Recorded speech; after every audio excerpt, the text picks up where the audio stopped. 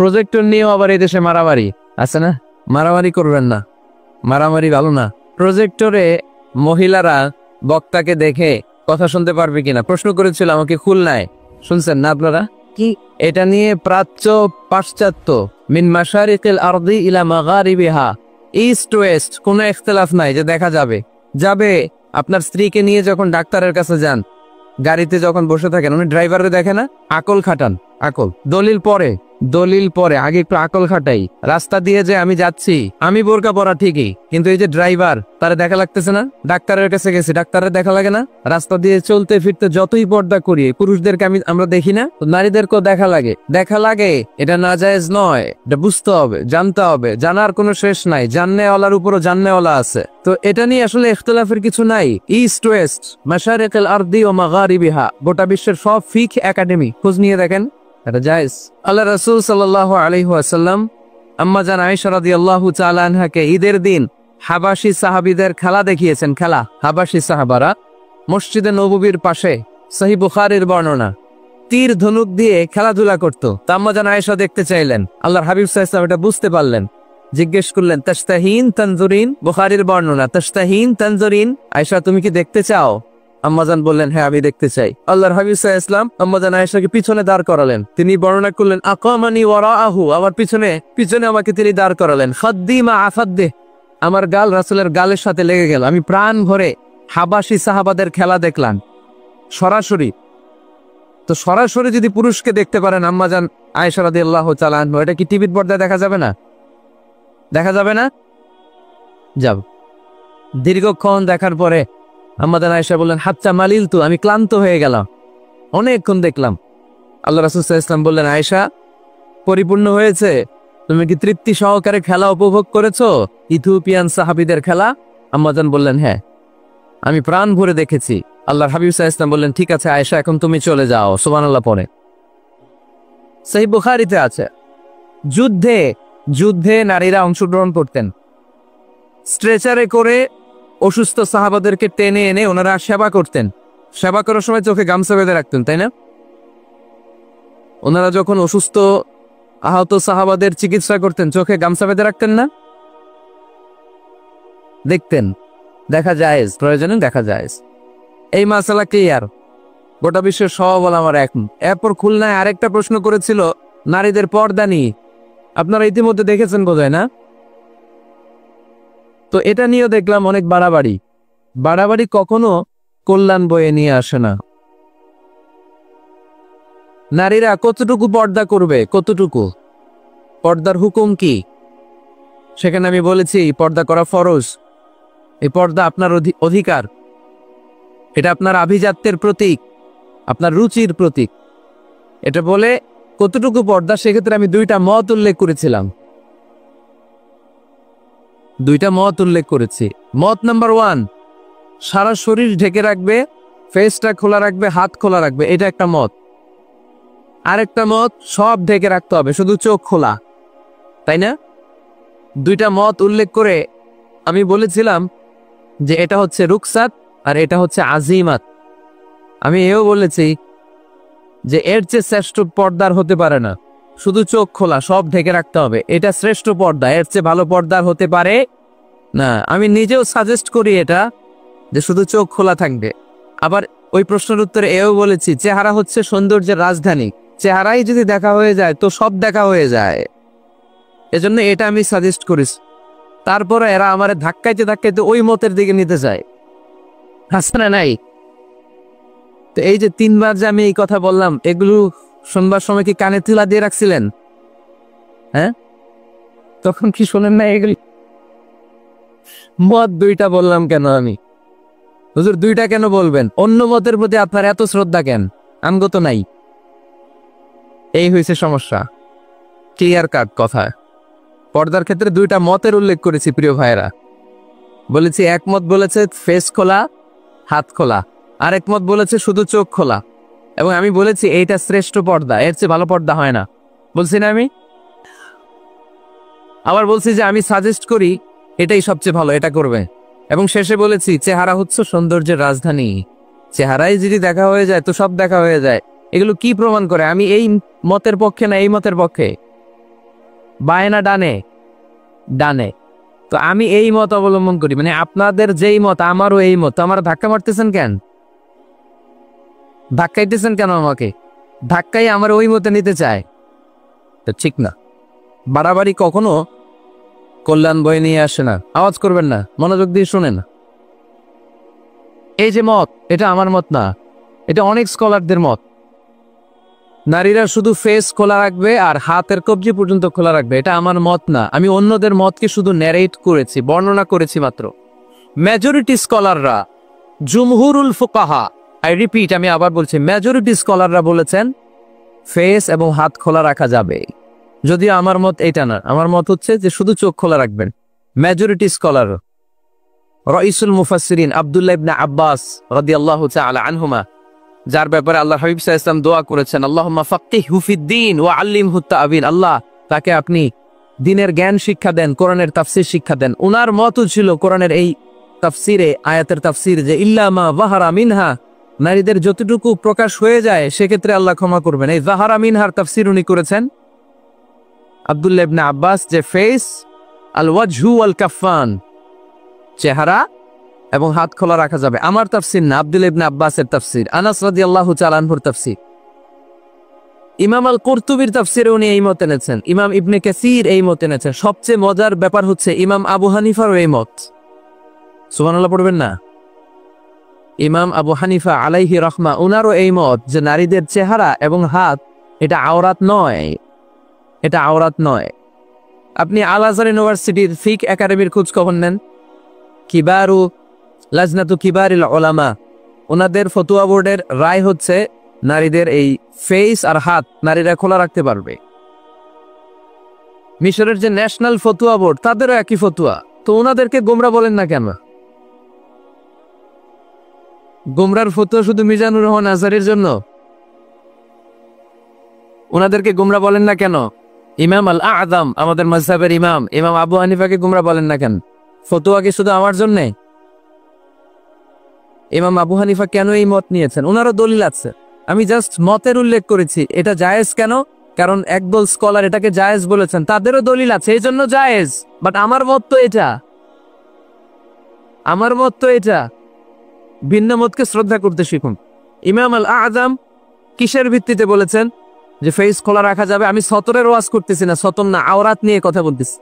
ইমাম আল আযম বলেছেন নারীদের চেহারা আর হাতের কবজি পর্যন্ত এটা আওরাত নয়। উনি দলিল নিয়েছেন সুনানে আবু দাউদের হাদিস। হঠাৎ একবার আল্লাহ রাসূল সাল্লাল্লাহু আলাইহি ওয়াসাল্লামের ঘরে, আম্মা জান আয়েশার ঘরে আসমা বিনতে আবি বকর রাদিয়াল্লাহু তাআলা আনহা চলে আসেন। আল্লাহ রাসূল সাল্লাল্লাহু আলাইহি ওয়াসাল্লামের শালিকা, পাতলা কাপড় পরে, যে কাপড়ে হাড় দেখা যায়, শরীর দেখা যায়। আল্লাহ রাসূল সাল্লাল্লাহু আলাইহি ওয়াসাল্লাম চেহারাটা ঘুরিয়ে নিলেন, রেগে গেলেন এবং বললেন, আসমা তুমি এখন বড় হয়েছো, তুমি এখন বড় হয়েছো, ছোট্টটি নেই। নারীরা যখন সাবালিকা হয় তখন এতটুকু আর এতটুকু ছাড়া পুরো দেহকে ঢেকে রাখতে হয়। সুবহানাল্লাহ পড়বেন না? ইমাম আল আযম আবু হানিফা এই হাদিস থেকে দলিল নিয়েছেন। আরো দলিল আছে, সহিহ মুসলিম হাদিসের বর্ণনাকারী জাবির ইবনে আব্দুল্লাহ রাদিয়াল্লাহু তাআলা আনহু, ঈদের দিনে আল্লাহ রাসূল সাল্লাল্লাহু আলাইহি ওয়াসাল্লাম ঈদের সালাত পড়লেন আযান একামত ছাড়া। সালাত পড়ানোর পরে তিনি তাকওয়ার ওয়াজ করলেন, সাহাবীদেরকে নিয়ে তিনি চলে যাচ্ছেন। হঠাৎ নারীদেরকে দেখে নারীরা বলেন, আমাদেরকে ওয়াজ করেন। আল্লাহর হাবিব সাল্লাল্লাহু আলাইহি ওয়াসাল্লাম নারীদের সামনে ওয়াজ শুরু করে দিলেন। হাদিসের বর্ণনাকারী জাবির ইবনে আব্দুল্লাহ, উনি বললেন, নারীদেরকে নিয়ে যখন আল্লাহ রাসূল সাল্লাল্লাহু আলাইহি ওয়াসাল্লাম ওয়াজ করতেছিলেন, আল্লাহ রাসূল যে ওয়াজটা সবচেয়ে গুরুত্ব দিলেন, আল্লাহর হাবিব সাল্লাল্লাহু আলাইহি ওয়াসাল্লাম বললেন, তাসাদ্দাকনা, নারীরা তোমরা সদকা করো, দান খয়রাত করো, কারণ আমি দেখেছি তোমরাই বেশিরভাগ হবে জাহান্নামের লাকড়ি, তোমরাই বেশিরভাগ জাহান্নামের লাকড়ি হবে। এই কথা শুনে ফাকামাত ইমরাআতুন মিন ওয়াসাতিহিন, এক নারী দাঁড়াও, নারীদের মাঝখান থেকে এক নারী দাঁড়িয়ে হাত তুলল। জাবির ইবনে আব্দুল্লাহ বলেন, নারীটি যখন দাঁড়ালো আমি দেখলাম সুফাআউল খাদ্দাইন, এই নারীর গালের মধ্যে ফুটফুট কালো দাগ। গালের মধ্যে কি? কালো দাগ। তো ওনার চেহারা যদি খোলা না থাকতো গালের কালো দাগ দেখা যেত? কথা বলেন না কেন? এই দলিলগুলোর আলোকে ইমাম আল আযম আবু হানিফা রাহিমাহুল্লাহ উনি মত প্রকাশ করেছেন জরুরি প্রয়োজনে এই ফেস খোলা রাখা যাবে। সহিহ বুখারীর আরেকটা হাদিস শুনেন, বর্ণনাকারী আব্দুল্লাহ ইবনে আব্বাস রাদিয়াল্লাহু তাআলা। হজের দিন আল্লাহ রাসূল সাল্লাল্লাহু আলাইহি সাল্লাম ওটের উপরে বসা, পেছনে চাচাতো ভাই ফদল ইবনে আব্বাস। ইয়াউমুন নাহারে এক নারী আসলেন, সুন্দরী নারী, রূপবতী, অসাধারণ সুন্দরী নারী। এসে বললেন, ইয়া রাসূলুল্লাহ, আমার একটা প্রশ্ন আছে। এই নারী এতই সুন্দরী ছিল, ফদল ইবনে আব্বাস বারবার নারীর দিকে তাকাতে লাগলেন। আল্লাহর হাবিব সাল্লাল্লাহু আলাইহি ওয়াসাল্লাম, ফদল চেহারাটা ঘুরাও, এরকম বলে ফদলের চেহারা ঘুরাই দিলেন। ফদল আবার তাকালেন। আল্লাহর হাবিব সাল্লাল্লাহু আলাইহি ওয়াসাল্লাম বললেন, ফদল চেহারাটা ঘুরাও। উনি আবার তাকালেন। আল্লাহর হাবিব সাল্লাল্লাহু আলাইহি ওয়াসাল্লাম বললেন, এই ফদল চেহারাটা ঘুরাও। দেখেন, নারীকে একবারে বলতেছেন, এই মেয়ে, তুমি সুন্দরী নারী, দেখো না ছেলেরা তোমার দিকে তাকায় আছে, চেহারাটা ভাগো। বলছেন একবারও? কথা বলেন না কেন? বলেন নাই, বরং ফদল ইবনে আব্বাসকে চেহারা ঘুরাতে বলেছেন। তার মানে সব দায় দায়িত্ব নারীদের উপর বর্তায় না, পুরুষদেরকে নিজের দায়িত্ব নিতে শিখতে বলেছেন বিশ্বনবী সাল্লাল্লাহু আলাইহি ওয়াসাল্লাম। আমাদেরও দায়িত্ব আছে না নাই? তো এই হাদিসগুলোর আলোকে ইমাম আল আযম উনি মত পোষণ করেছেন যে ফেস খোলা রাখা যাবে। আমার মত না। তার মানে এটাও একটা মত আছে, উনাদেরও দলিল আছে। আমার মত হচ্ছে যে শুধু চোখ খোলা রাখতে হবে, বাকি সব ঢেকে রাখতে হবে। তারপরেও ওনারা আমাকে এই মতের দিকে নিতে চাচ্ছে। আমি তো আসলে দুইটা মত শুধু প্রকাশ করেছি। এই পরিবর্তিত বিশ্ব ব্যবস্থায় নারীদেরকে অনেক জায়গায় যেতে হয়, চিকিৎসার জন্য বেরোতে হয়, শিক্ষকতা করতে হয়। আপনি শুধু আপনার মাদ্রাসার গণ্ডির ভেতরটারই গোটা দুনিয়া ভাববেন না। পেন্টাগনে আমাদের মুসলিম নারীরা চাকরি করে, আমেরিকার মিলিটারি ফোর্সে আমার মুসলিম বোনেরা চাকরি করে, ইংল্যান্ডে, এখানে তো অনেক ইংল্যান্ডের ভাইয়েরা আছে, ওনারা জানবেন, ইংল্যান্ডের পুলিশ সেকশনে আমার মুসলিম বোনেরা চাকরি করে। নানা কারণে ওনাদের পক্ষে ফেস ঢেকে রাখা সম্ভব হয় না, ফলে ওনারা এই মতের আলোকে রুখসাতের উপর আমল করার সুযোগ পায়, ঠিক কিনা? তার মানে এটাও একটা মত আছে, ওনারা রুখসাতের উপর আমল করে। বাট আমার মত হচ্ছে না, আজিমতটা উত্তম, এটা শ্রেষ্ঠ পর্দা। কারণ চেহারায় যদি দেখে ফেলে সবই দেখে ফেলে। তো আমার মত এইটা, তারপরও আমাকে এই মতের প্রবক্তা বানাতে চায়, এরকম আছে না নাই? বাড়াবাড়ি করবেন না, বাড়াবাড়ি কখনো ভালো ফল বয়ে নিয়ে আসে না, আওয়াজ করে বলতে হবে, ঠিক কিনা? আল্লাহ আমাদের সবাইকে মধ্যম পন্থা অবলম্বনের তৌফিক দান করো। কারো ব্যাপারে সমালোচনা করলেও যেন আমরা ইনসাফের সাথে সমালোচনা করতে পারি। আল্লাহ তুমি তৌফিক দাও, আমাদেরকে সব সময় হকের পক্ষে থাকার তৌফিক দান করো। এটা হচ্ছে পরিবার। আলোচনার বিষয় কি? সবাই বলতে হবে আলোচনার বিষয়। আমাদের পরিবার আছে না? পরিবার হচ্ছে শান্তির নীড়। যার পরিবার নাই সে নীড়হারা পাখির মতো, ঠিক কিনা? এর সেবা করার কেউ নাই, এর খোঁজ খবর নেয়ার কেউ নাই, একে ভালোবাসার কেউ নাই। পরিবারের ভেতরে আছে ভালোবাসাবাসী, পরিচর্যা, অসুস্থ হলে সেবা শুশ্রূষা, যত্ন আত্মি। আমরা একটা প্রশান্তির জায়গা খুঁজে পাই পরিবারের ভেতরে, ঠিক কিনা? এজন্য আমি যদি জান্নাতে যাই, আমি চাই আমার পরিবারের সবাইকে নিয়ে যাব, ঠিক কিনা? নাকি আপনারা একা একা জান্নাতে যাবে? একা একা জান্নাতে যেতে চান কারা কারা? দেখি হাত তোলে। হ্যাঁ, ওই যে হাত তুলছে একজন। একা একা যাইতাই বালা না, একা একা যাওয়া যাবে না, আমরা সবাই মিলে যাব ইনশাআল্লাহ। পড়েন। এজন্য রাব্বুল আলামিন বলেন, ইয়া আইয়ুহাল্লাযীনা আমানু কু আনফুসাকুম ওয়া আহলিকুম নারা ওয়াকুদুহান নাসু ওয়াল হিজারা আলাইহা মালাইকাতুন গিলাযুন শিদাদুন লা ইয়াসুনাল্লাহা মা আমারাহুম ওয়া ইয়াফআলুনা মা ইউমারুন। সুবহানাল্লাহ পড়েন। আল্লাহ রেখে বললেন, ও বিশ্বাসীরা শোনো শোনো, তোমরা নিজেদেরকে জাহান্নামের আগুন থেকে বাঁচাও, নিজেদের পরিবার বর্গকেও ওই জাহান্নামের আগুন থেকে বাঁচাও। যে জাহান্নামের রক্ষী ফেরেশতারা খুব নির্দয়, খুব নির্মম, এদের চেহারায় হাসি নাই। রব্বুল আলামিন তাদেরকে যা আদেশ করে তারা তাই পালন করে। ওই ফেরেশতারা আল্লাহর কোনো আদেশের অবাধ্য হয় না। ওই জাহান্নামকে ভয় করো, আর জাহান্নাম থেকে নিজেও বাঁচো, নিজের পরিবারকেও বাঁচাও। নিজেও বাঁচতে হবে, পরিবারকেও বাঁচাতে হবে। নিজেও জান্নাতে যেতে চাই, আব্বা আম্মা স্ত্রী সন্তান ভাই বোন সবাইকে নিয়ে জান্নাতুল ফেরদাউসে থাকতে চাই, ঠিক কি না? এজন্য রব্বুল আলামিন বিশ্বনবীকে আদেশ করলেন, ওয়ামুর আহলাকা বিসসালাতি ওয়াসতাবির আলাইহা। ও নবী, আপনি আপনার ফ্যামিলির সদস্যদেরকে সালাতের আদেশ করেন এবং নিজেও সালাত পালনে সচেষ্ট হন। একা একা সালাত পালন করলে হবে না, আপনার পরিবারের সবাইকে আপনি মুসল্লি বানান। নিজেও সালাত পড়েন, সন্তানদেরকেও সালাত কায়েমকারী বানান। আপনি একা একা নামাজ পড়েন, আপনার ছেলে নামাজ পড়েন, এরকম আছে না নাই? বাবা নামাজ পড়ে, মা নামাজ পড়েন, আছে না নাই? ভাই নামাজ পড়ে, বোন নামাজ পড়েন, আছে না নাই? আচ্ছা, আমি জান্নাতে থাকবো, আমার মা থাকবে জাহান্নামে, এটা ভাল লাগবে? আমি থাকবো জান্নাতে, আমার আব্বা জাহান্নামে, ভাল লাগবে কার কার? আমি থাকবো জান্নাতে, আমার ছেলে মেয়েগুলো জাহান্নামে। আমি জান্নাতের নাজ নিয়ামত ভোগ করবো, আমার স্ত্রী থাকবে জাহান্নামের আগুনে, এটা আমাদের ভালো লাগবে? এজন্য মুমিন পরিবারের সবাই আমরা জান্নাতে যেতে চাই। আমিও যাব, মা বাবাও যাবে, আমার স্ত্রী সন্তানরাও যাবে। এজন্য রব্বুল আলামিন বিশ্বনবীকে বললেন, নবী নিজেও জাহান্নামের আগুন থেকে বাঁচেন, আপনার পরিবার বর্গকেও জাহান্নামের আগুন থেকে বাঁচান। নিজেও বাঁচেন, পরিবারকেও বাঁচান। এজন্য মুসল্লি ভাইরা সাবধান, একা মুসল্লি হয় না। ইসলাম পালনকারীরা সাবধান, একা ইসলাম পালনকারী হবেন না। ফ্যামিলির সবাইরে মুসল্লি বানাইতে হবে, সবাই মিলে ইসলাম পালন করতে হবে, সবাই মিলে ঘরটার একটা জান্নাতের টুকরা বানাতে হবে, ঠিক কি না? মুমিন জীবনে পরিবারের গুরুত্ব অনেক বেশি। ফ্যামিলি হচ্ছে এই পৃথিবীর সর্বপ্রথম ইনস্টিটিউশন, প্রতিষ্ঠান। এক একটা পরিবার এক একটা কি প্রতিষ্ঠান, ইনস্টিটিউশন। গোটা বিশ্বে যদি ইসলাম পালন নিষিদ্ধ হয়, আমার পরিবারে আমার ইসলাম পালনের সুযোগ আছে না নাই? কথা কি বুঝতেছেন? বাংলাদেশে ইসলাম পালন নিষিদ্ধ করে দেয়া হলো, মসজিদে যাওয়া নিষিদ্ধ করে দেয়া হলো, তাফসির মাহফিল নিষিদ্ধ করে দেয়া হলো, জুমার খুতবা নিষিদ্ধ করা হলো, ইসলামের সব অনুশাসন পালনকে রাষ্ট্রীয়ভাবে নিষিদ্ধ করা হলো। কিন্তু আমার পরিবারের ভেতরে ইসলাম পালনের সুযোগ আছে না নাই? আমার বেডরুমের ভিতরে কেউ নিষিদ্ধ করতে পারবে কিছু?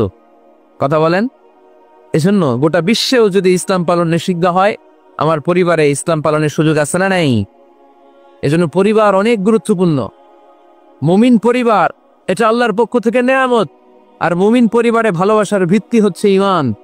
মুমিন না হলে মুমিন পরিবারের সদস্য হওয়া যায় না। নূহ আলাইহিস সালাম আল্লাহরে বললেন, আল্লাহ এই মহাপ্লাবনে আপনি আমার ছেলেকে মারবেন না। ইন্নাহু মিন ইবনি, নিশ্চয়ই এই ছেলেটা সে আমার সন্তান, আমার ঔরসজাত।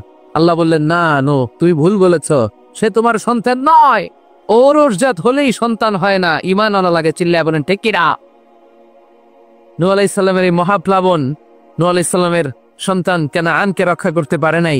এজন্য মুমিন পরিবারের ভালোবাসার ভিত্তি হচ্ছে ঈমান। আওয়াজ করে বলতে হবে, বিশ্বাসীদের পরিবারের ভালোবাসার ভিত্তি কি? আরো জোরে বলেন, ভিত্তি কি? ঈমান। এজন্য আমাদের পরিবারগুলো আমাদের জন্য রহমত, আমাদের পরিবারগুলো আমাদের জন্য আল্লাহ তাআলার পক্ষ থেকে মার্সি, ব্লেসিংস এন্ড বাউন্টিজ। এই পরিবারের বন্ধন যেন কখনো নষ্ট না হয়। আমরা যেন পারিবারিক সম্প্রীতি, ভালোবাসা কখনো নষ্ট না করি। এখন ওয়েস্টের ধাক্কায়, পাশ্চাত্যের কালচারের ধাক্কায় আমাদের পরিবারগুলো নষ্ট হতে শুরু করেছে, ঠিক কিনা? আপনি খেয়াল করে দেখবেন, পাশ্চাত্যে এখন পরিবারগুলোর খুব মারাত্মক অবস্থা, ভঙ্গুর পারিবারিক ব্যবস্থা। এদের পরিবার থেকে না, এরা তো বিয়েই করে না। এরা বিয়ের চেয়ে বেশি পছন্দ করে লিভ টুগেদার, আছে না নাই? বিয়ে করে না, লিভ টুগেদার পছন্দ করে। ফ্রি সেক্স, অবাধ যৌনাচার, হোমোসেক্সুয়ালিটি, সমকামিতা, ছেলেতে ছেলেতে বিয়ে, মেয়েতে মেয়েতে বিয়ে। বিয়ে যাক দু একটা হয়, এগুলো 6 মাস 1 বছরের বেশি টিকে না। ডিভোর্সের সংখ্যা বেশি, ভ্রূণপাত, সন্তান হত্যা করার সংখ্যা বেশি, সুইসাইডের সংখ্যাও বেশি, ঠিক কিনা? রাইফেল একটা নিয়ে বের হয়ে রাস্তায় 4-5 জনকে শুট করে, পরে নিজের মাথায় নিজে গুলি করে নিজেও মরে যায়। কেন যে এগুলা করছে সে নিজেও জানে না। এরকম বিকৃত মস্তিষ্কের লোক পাশ্চাত্যে আছে না নাই? কারণ এদের পরিবার নাই, কারো বাবা আছে মা নাই, কারো মা আছে বাবা নাই। এজন্য পরিবারগুলো আল্লাহ তাআলার পক্ষ থেকে আমাদের জন্য নেয়ামত, অনেক বড় রহমত, অনেক বড় বরকত। এজন্য ইসলাম পরিবার গঠন করতে বলেছে, ইসলাম পরিবারকে সংরক্ষণ করতে বলেছে, ইসলাম এই ফ্যামিলি ইনস্টিটিউশনকে আরো শক্তিশালী করতে বলেছে। চিল্লায় বলেন ঠিক কিনা? এই কোরআনে পরিবার নিয়ে অনেক কথা, ফ্যামিলি ম্যাটার্স নিয়ে কোরআনে একটা সূরা আল্লাহ নাজিল করেছেন, সূরাতুত তালাক, অ্যাড্রেসিং দ্য ফ্যামিলি অ্যাফেয়ার্স। শুধু ফ্যামিলি রিলেটেড কথা এই সূরাতুত তালাকে। আবার একটা পরিবার আল্লাহ তাআলার কাছে এতটাই প্রিয় ছিল, ওই পরিবারের নামে আল্লাহ কোরআন একটা সূরা দিয়ে দিয়েছেন, সূরাতু আলে ইমরান। ইমরানের পরিবারের নামে সূরা। সুবহানাল্লাহ পড়বেন না? এজন্য আমাদের পরিবারগুলো অনেক গুরুত্বপূর্ণ। আমরা বুঝি না, আমরা পরিবারের সম্প্রীতি, ভালোবাসাকে অটুট রাখার ব্যাপারে সচেতন থাকি না। কিন্তু ইসলাম এই পরিবার সংরক্ষণে অনেক গুরুত্ব দিয়েছে। আমাদের পরিবারগুলো সুখী হোক, সমৃদ্ধ হোক, শান্তিময় হোক, আমরা চাই কি চাই না? আওয়াজ করে বলেন না, চাই কি চাই না? এজন্য আজকের আলোচনার বিষয় হচ্ছে পরিবার। সুখী পরিবারের ফর্মুলা আজকে আপনাদেরকে শোনাবো। কি করে পরিবারকে সুখে রাখতে হয়, শান্তিতে রাখতে হয়, কোরআনের আলোকে। শুনতে চান? শুনতে চান সবাই? কষ্ট হচ্ছে না তো? এবার আলোচনায় যাই। সুখী পরিবারের ফর্মুলা। কোন পরিবার? আওয়াজ করে বলেন, আরো জোরে বলেন। সুখী পরিবারের ফর্মুলা কোরআন সুন্নাহর আলোকে আজকে আমরা এটা জেনে যাব। কি করলে আমাদের ফ্যামিলিগুলো সুখী হবে, সমৃদ্ধ হবে। কোরআন থেকে আমরা যদি প্রেসক্রিপশন নেই, তাহলে কোরআন বলে আমাদের ফ্যামিলিগুলোকে সুখী আর শান্তিময় করতে হলে আমাদের ফ্যামিলির ভেতরে একে অপরকে সালাম দেওয়ার প্রচলন বাড়াইতে হবে। কি দিবেন? আওয়াজ করে বলেন, কি দিবেন? ফাইদা দাখালতুম বুয়ুতান ফাসাল্লিমু আলা আনফুসিকুম তাহিয়াতাম মিন ইনদিল্লাহি মুবারাকাতান তাইয়্যিবা। রব্বুল আলামিন বলেন, যখন তোমরা তোমাদের ঘরে ঢুকবা, ঢুকেই পরিবারবর্গকে একে অপরকে সালাম দাও। এটা আল্লাহর পক্ষ থেকে অভিবাদন পদ্ধতি, এটা বরকতময়, এটা পবিত্র। সুবহানাল্লাহ পড়ে। ইদা দাখালতুম বুয়ুতান ফাসাল্লিমু আলা আনফুসিকুম, ঘরে ঢুকেই সালাম দাও। সালাম মানে শান্তি। সালাম দেই না, এজন্য ঘরে শান্তিও নাই। ঠিক কিনা? আজকে যে সালাম দেওয়া যাবে না, বাসায় যে ভাবির আগে সালাম দিবেন, পারবেন না? ভাবি আগে দিতে হবে? কে আগে দিবে শুনি? আপনি আগে? তুমি বিয়ে করছো নি? হ্যাঁ, আগে আগে সালাম দিবেন। রাজি আছেন? ঘরে ঢুকেই সালাম। বাবা দিবে ছেলেকে সালাম, ছেলে দিবে বাবাকে সালাম। স্বামী দিবে স্ত্রীকে সালাম, স্ত্রী দিবে স্বামীকে সালাম। ভাই দিবে বোনকে সালাম, বোন দিবে ভাইকে সালাম। সালাম মানে শান্তি। সালাম নাই, এজন্য ঘরেও শান্তি নাই। চিল্লায় বলেন ঠিক কিনা? এজন্য আল্লাহ বললেন, তোমার ঘরে যখন তুমি ঢুকবা, ফাইদা দাখালতুম বুয়ুতা ফাসাল্লিমু আলা আনফুসিকুম, তোমরা নিজেদেরকে সালাম দাও। তাহিয়াতাম মিন ইনদিল্লাহ, এটা আল্লাহর পক্ষ থেকে অভিবাদন পদ্ধতি। মুবারাকাতান তাইয়্যিবা, এই সালামের মধ্যে আছে বরকত, এটা পবিত্র। এজন্য ঘরে যদি আমরা সালামের প্রচার প্রসার বাড়াই, আমাদের ঘরগুলোরে শান্তিময় করবে কে? এটা হচ্ছে নিজেদের ঘর। নিজেদের ঘরে ঢুকলাম, সালাম দিলাম। অন্যের ঘরে তার সালাম তালাম লাগবে না, না? অন্যের ঘরেও লাগবে। সে আদেশ কোরআনের ভেতরে আছে না নাই? রব্বুল আলামিন বলেন, ইয়া আইয়ুহাল্লাযীনা আমানু লা তাদখুলু বুয়ুতান গায়রা বুয়ুতিকুম হাত্তা তাস্তানিসু ওয়া তুসাল্লিমু আলা আহলিহা। সুবহানাল্লাহ পড়ে। আল্লাহ রেখে বললেন, ও ঈমানদার, ও বিশ্বাসীরা, অন্যের ঘরে যখন তোমরা প্রবেশ করবা, খবরদার প্রবেশ করার আগে অনুমতি নিয়ে নাও। অনুমতি নেওয়ার পাশাপাশি ঘরে ঢোকার আগে সালাম দিয়ে দাও। সুবহানাল্লাহ পড়ে। তাহলে নিজের ঘরে ঢুকি আর অন্যের ঘরে ঢুকি, ঢুকে কি দিব? আওয়াজ করে বলতে হবে, কি দিব? সালাম। আমি আপনাদেরকে সালাম দেই, উত্তর দেন। আসসালামু আলাইকুম ওয়া রাহমাতুল্লাহ।